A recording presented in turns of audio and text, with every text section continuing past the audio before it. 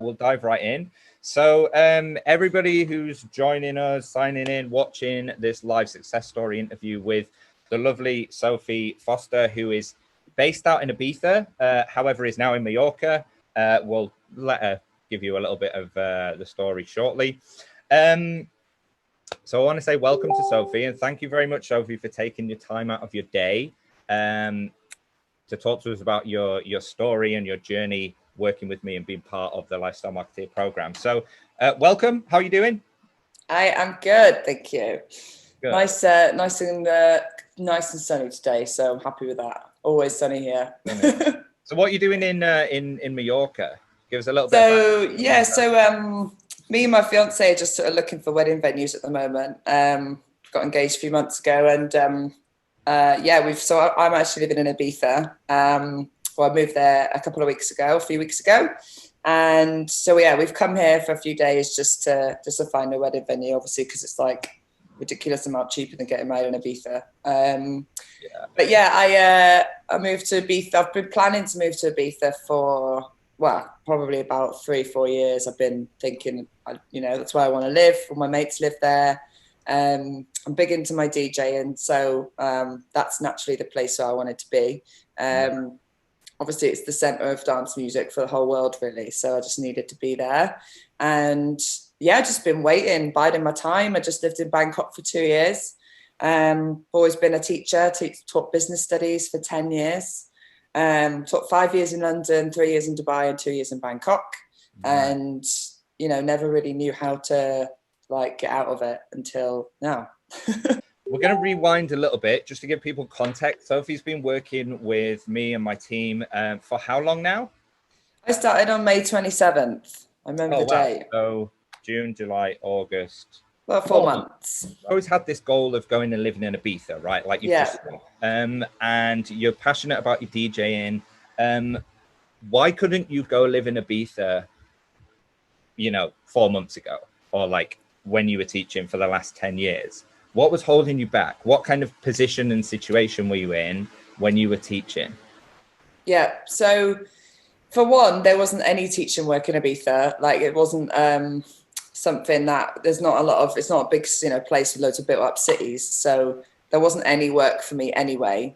And I've known that I've wanted out of it for a long time, mainly because I needed a job that would align with my values and what I need to do with my DJing. And a lot of that, what I need to do with my DJing is to go out and network and sometimes be out late and, have the time and freedom to work on my music wherever I want to.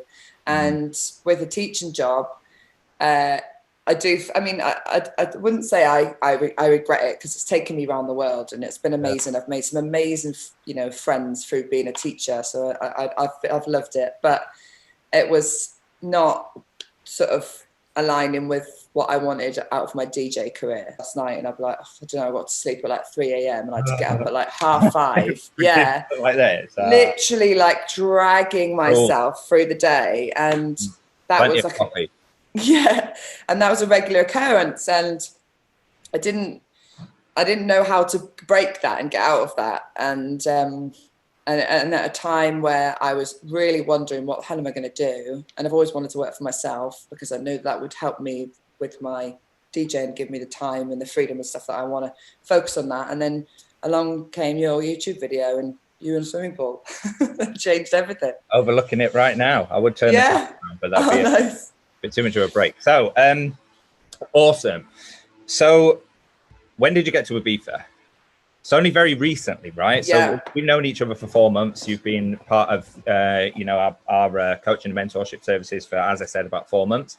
When did you get out to Ibiza? I think I got here on the 9th of September. So obviously I had to go back to the UK and see family and stuff. But yeah, I always planned to move here in September, basically. And nice. I want to be here for the long haul. We've been looking at places to live every day, which is pretty exciting. Nice. So did you booked a one-way ticket then to Ibiza? Yeah. I booked a one-way ticket. I booked it actually. I booked it a while ago. I think I booked it as soon as as soon as I started doing the course, and I felt like it was like I was holding off buying my flight for ages. Not that it's expensive. It was just like, Yeah. oh, I don't know, like, you know, it didn't feel a Yeah. responsible thing to do. Yeah. Yeah. And it was quite a hard, like, conversation to have with people, because I've got a huge family, and so many family friends, and, you know, friends who are always asking what you're up to and where you're off to, and Yeah. to say to not have any substance to what I was doing just felt a bit like embarrassing. Actually, I was like, well, I'll move to Ibiza. Oh, what you can do there? Well, I don't know yet. And that was quite awkward for me, because I felt like people were like, oh, that sounds great, you know. Yeah. So let's talk about when you got into your own business. So you pretty quickly, you know, once you started working with us, booked your flight to Ibiza and had your goal set for that. So that gave yourself a 3 or 4 month window, well, about a 3.5 month window, right, to actually make it work.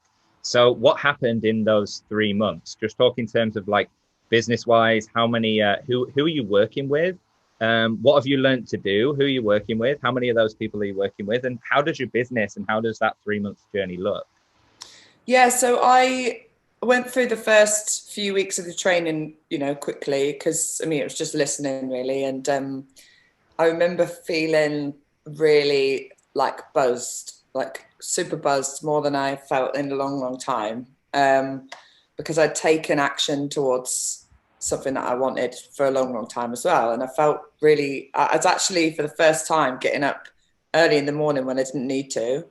And that's never, that I would have never done that before. You can ask anyone, not that you will, but I'm a sleeper, like more than anything. Like I can just sleep, and I need more sleep than anyone.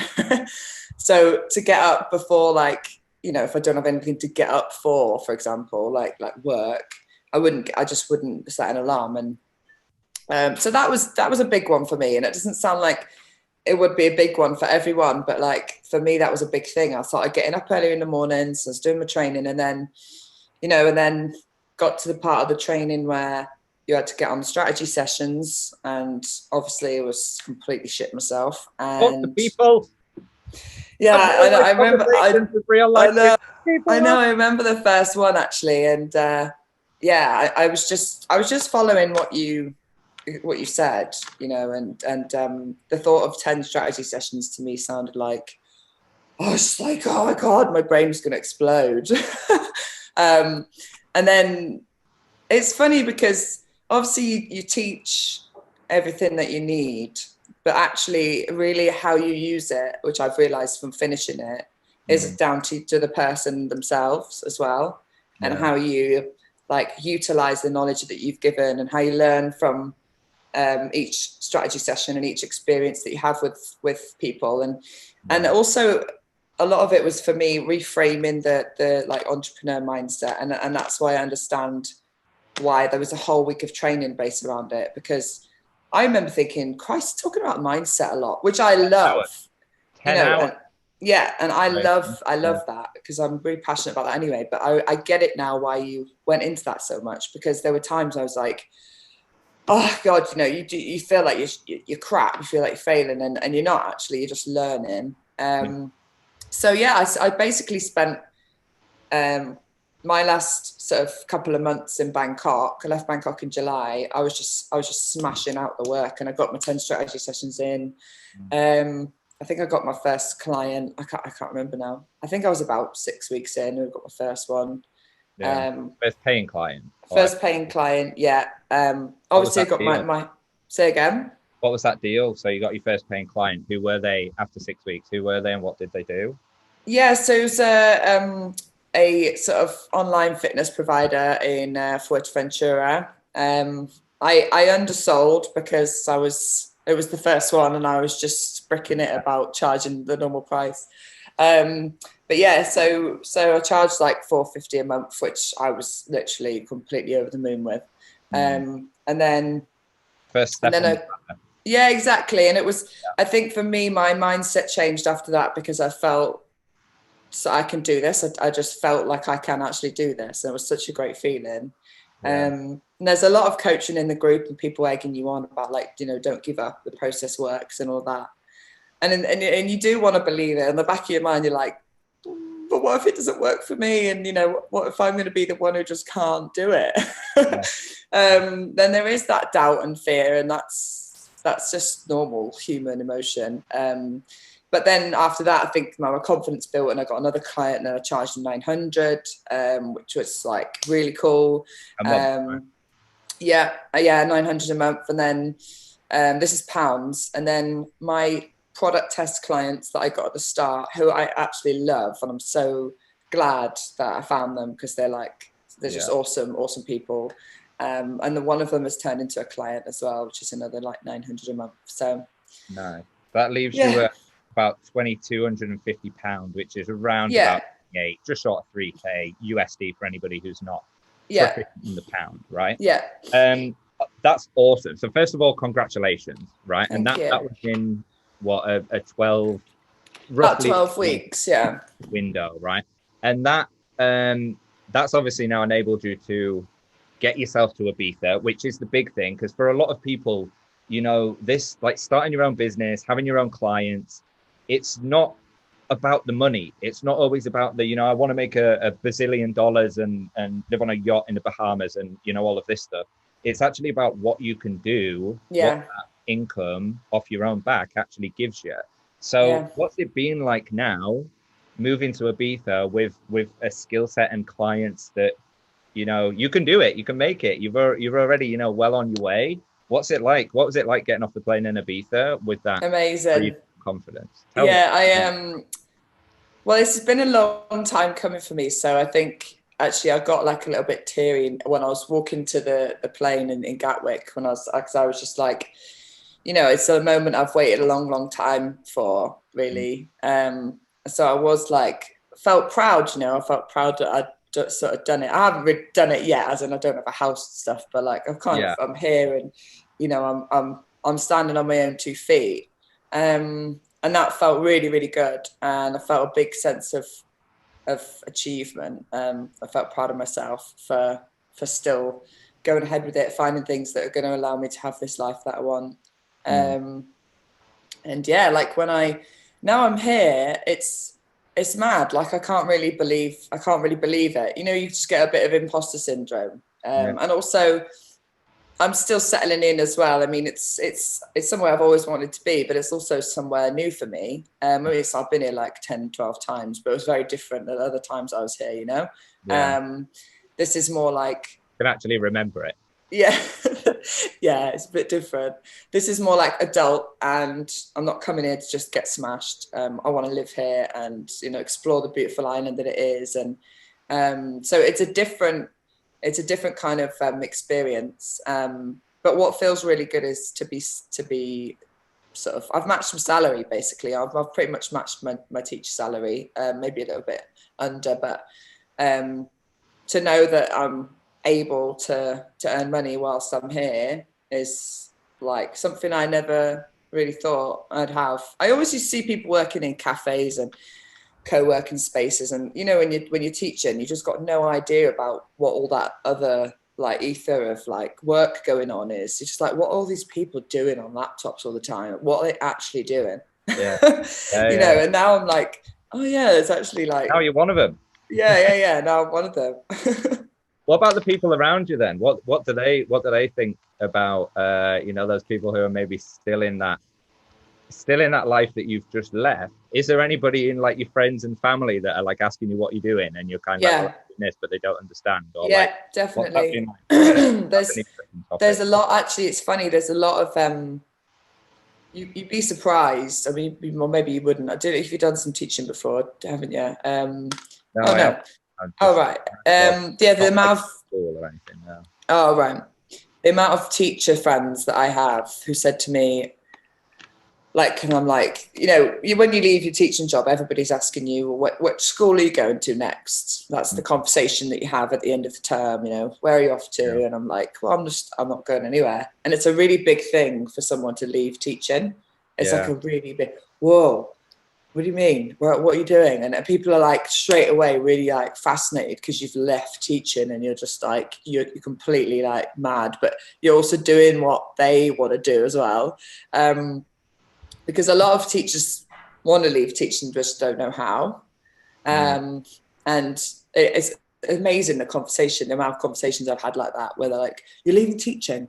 Oh my God, how? You know, how are you doing that?" And I'm like, well, you know, I bought into a coaching program where they teach you to like run your own online business. And I'm actually earning money from it. And they're like, really?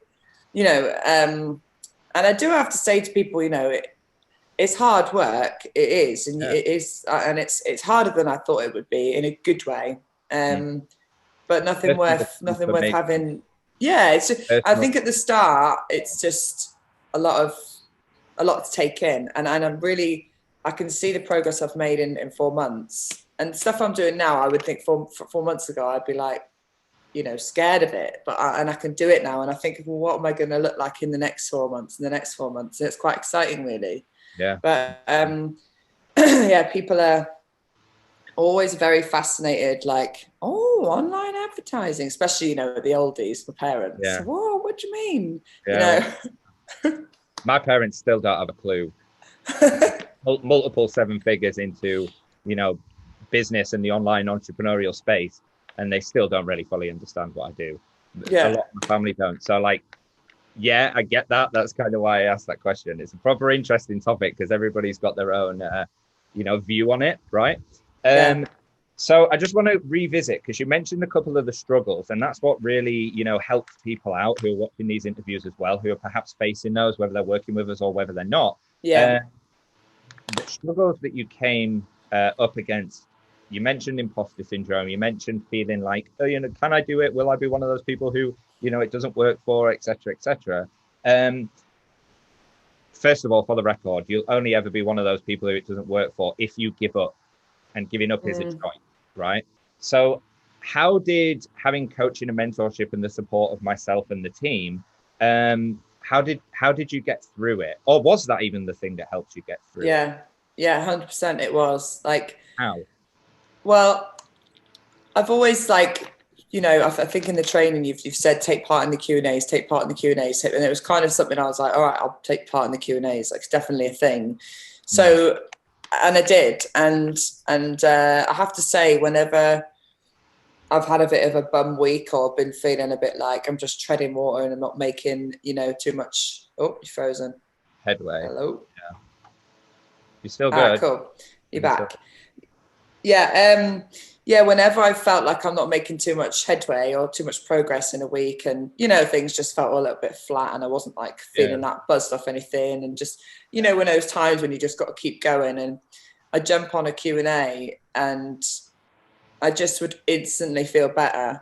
I think from obviously Lara and Charlotte, being Lara and Charlotte was great, but also it's just the support and like people sort of encouraging each other, and there's nothing you can say that sounds stupid, and everybody's there to help you, and then also you ask something and then you've got the 10 other people saying, oh yeah, I felt the same, or like I've wanted to ask the same question. And I think, you know, because you are working for yourself, so it's just you on your laptop all the time, and I think getting on that coach and that support is, and then having that interaction with people who are like telling you this is okay, this is a normal part of the process, it makes you like, oh.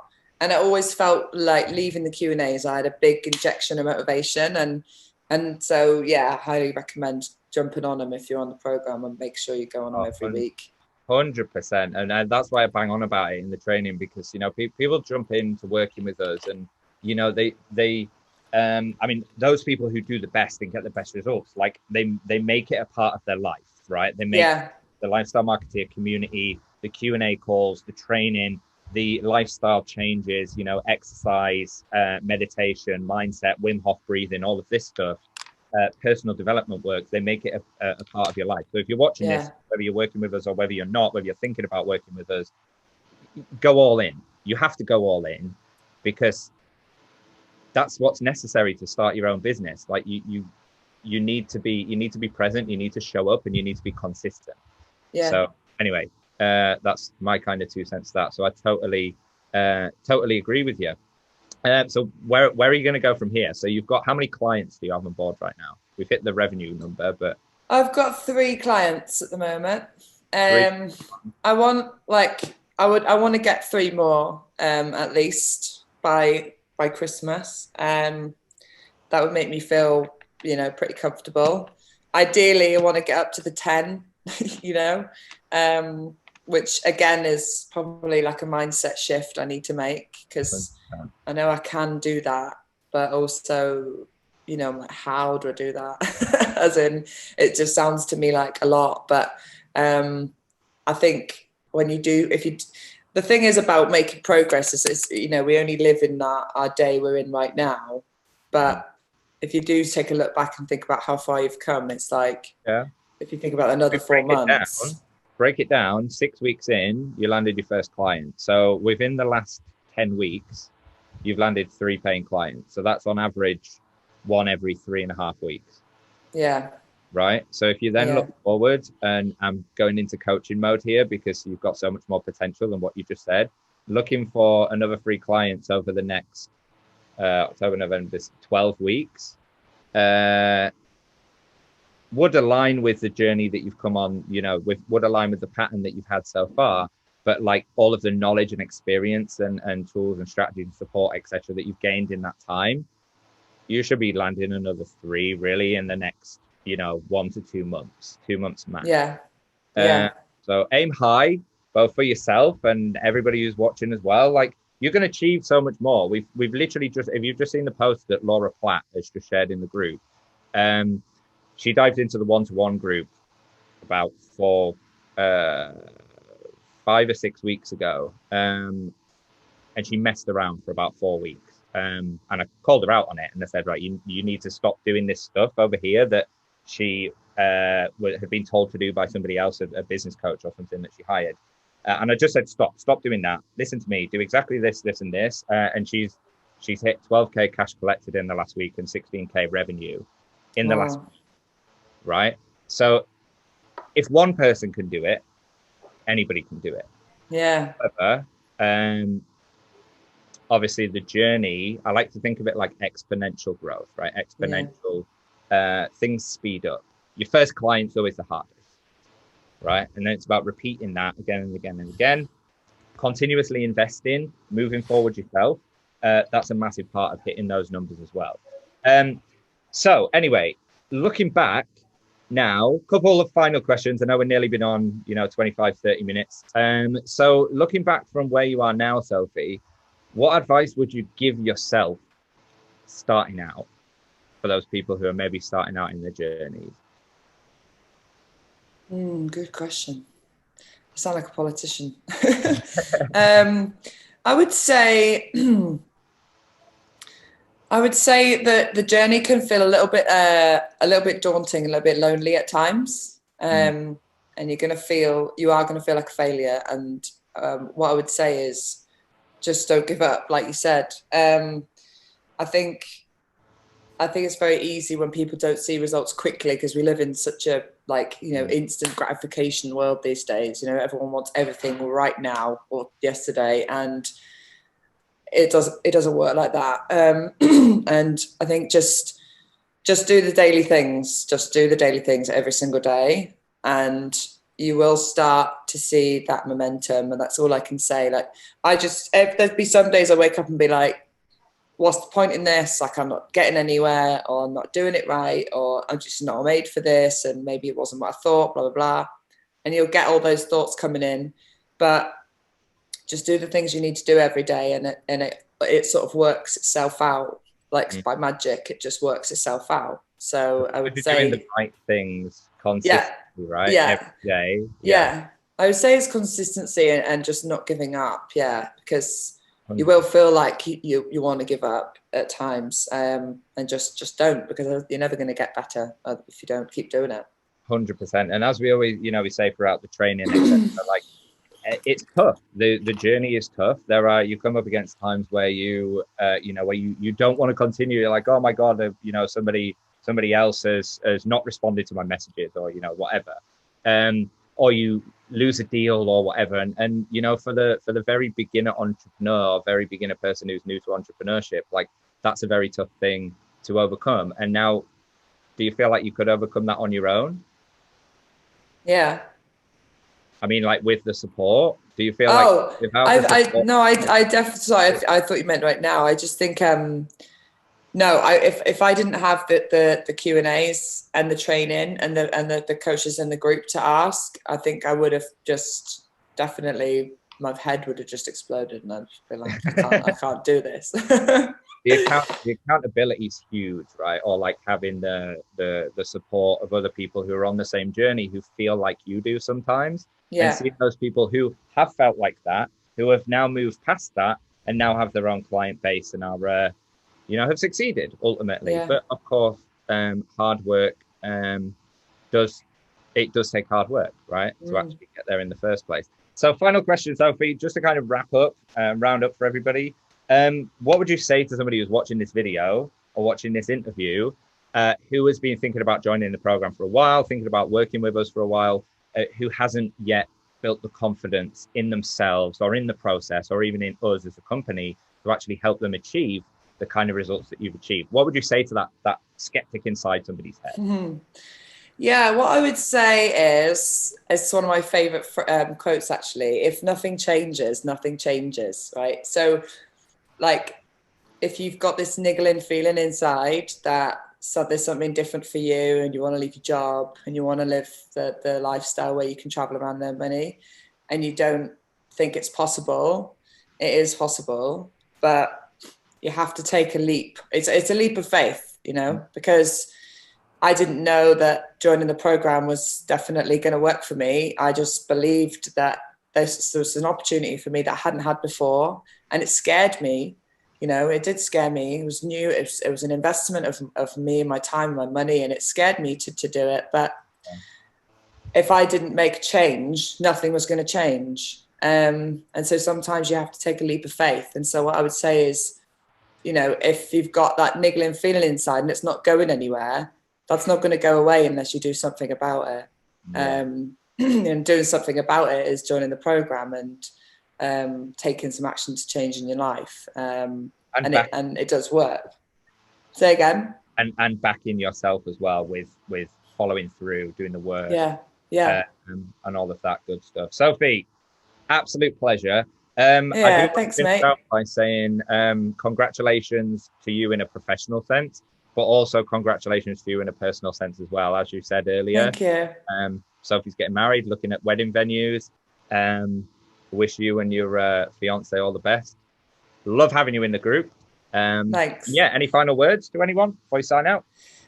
No, just thanks for having me, James. Thanks for interviewing me. It's been really fun, and I just love being a part of this community, and looking forward to moving forward and smashing it with each other together. I'm looking forward to you getting me on the guest list for. Yeah, and when I'm main room amnesia, if anyone wants guest list next summer, just hit me up. I'm totally there already. Although I'm still recovering from the hangover of the last time I went to a pizza. Yeah. Anyway, Sophie, congrats. Thank you very much. Mate. A wonderful guest. And I'll see you in the group and look forward to progress moving forward. Cool. Have a good day, everyone.